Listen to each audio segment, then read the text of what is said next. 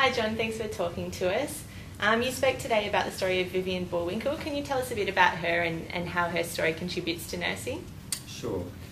Vivian Bullwinkel started her training in Broken Hill in 1934 and, like most young women at the time, went in to become a nurse, not knowing much about what nursing was.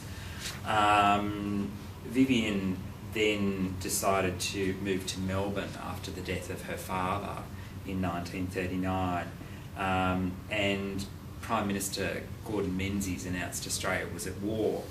Not knowing much about what war was about, it sort of felt quite away from Vivian's mind until one day one of her best friends, Connie, called her to the window and said, "Vivian, come here, look at all these men." And they looked down from the hospital and there were these young men marching off to the docks in Melbourne to go off to war.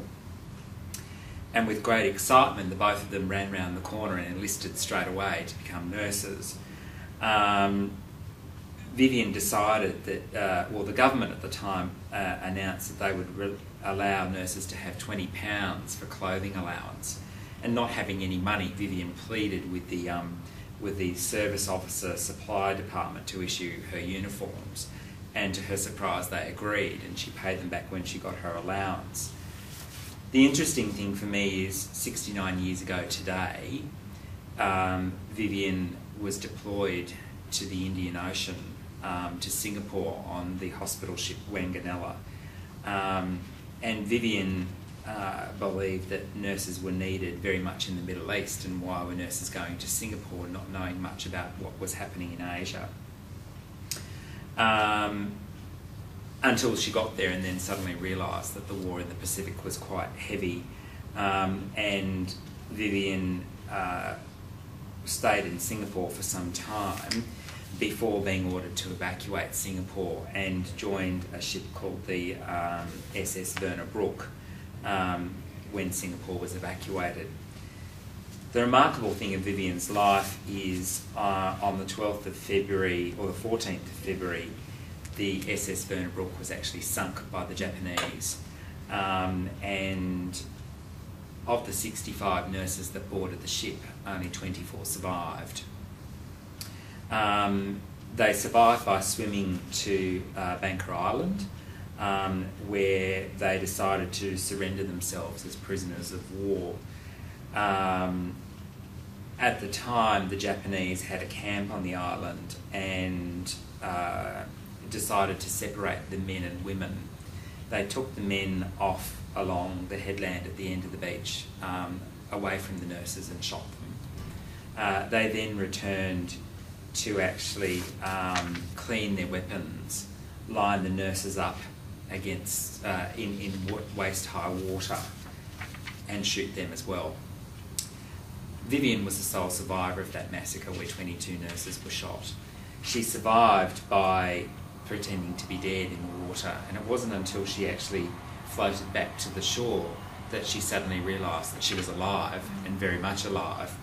And like most nurses, the first thing on her mind was cleaning her wound, and then thought, oh my God, I'm not dead, and I haven't obviously damaged any great organs because I can stand up and I can breathe, and perhaps the salt water actually cleaned my wound.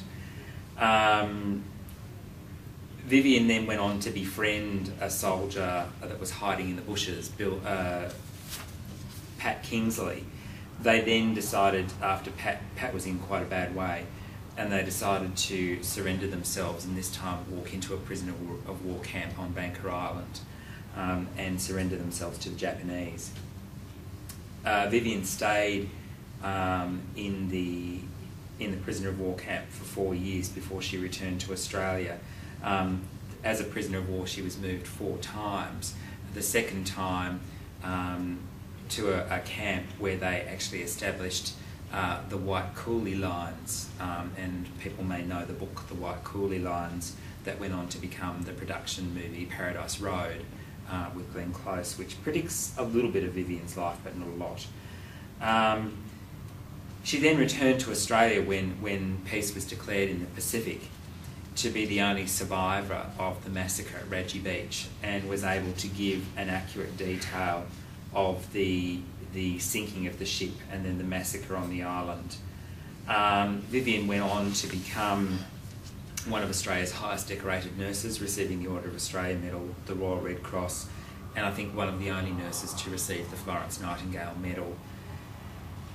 Vivian's tenacity and willpower showed very much in her life, and probably what is a lot of the collegiality of nursing and what inspires me in Vivian's story is that she always dedicated any award that she got and any accolade she got to her friends that were lost in foreign lands, and very much that it was a team effort and she was never much a sole person.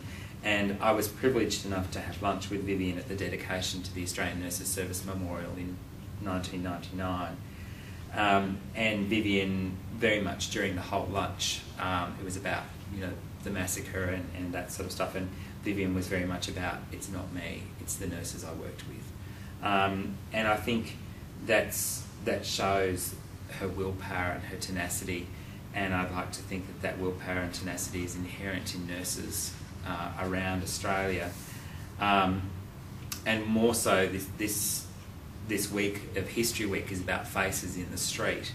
And whilst Vivian is a very well recognised Australian nurse, the later part of her life was dedicated to not just her, but to the faces in the street that didn't come home.